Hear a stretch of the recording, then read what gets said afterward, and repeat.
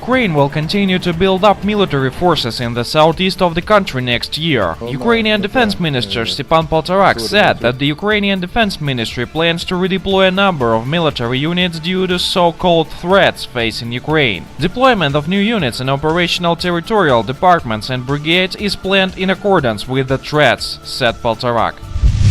Russia is protecting its national interests, but is not attacking any Western nations politically, Russian President Vladimir Putin said during his annual press conference in Moscow. Putin said that the only contribution Russia made toward the current period of tension is an increasingly strong stance in defending its national interests. We are not attacking anyone in the political sense, he said. We are only defending our interests. The displeasure of our Western partners, particularly the Americans, come from that. Russia's actions, described as aggressive in the West, are a response to what Western nations are doing.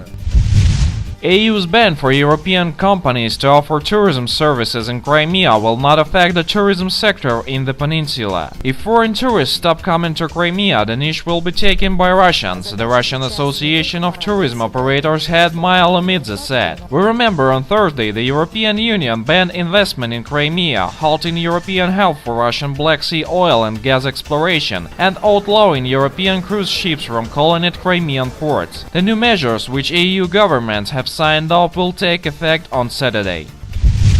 Hackers from Anonymous, an international network of hacktivists, have posted a letter in which Angela Merkel associates asked US special services to wiretap her political opponents. Merkel, in effect, cut a deal with Barack Obama in exchange for the possibility of using US technical intelligence assets against her opponents in the country. Hackers posted a letter from US Defense Attaché to Berlin Colonel Gregory Brocker to the Chancellor's security advisor Christoph Heusgen, saying that the US was prepared to fulfill its part of the agreements reached earlier between Merkel and Joe Biden. It is noteworthy that several days after the letter arrived, German prosecutors dropped the case about the tapping of the Chancellor's phones for lack of evidence. It's anybody's guess how many of Merkel's political opponents appeared on the US Special Services radar.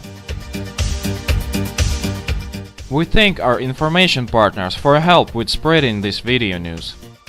Subscribe to our channel to receive up-to-date information on the situation in Ukraine and current geopolitical events in Europe.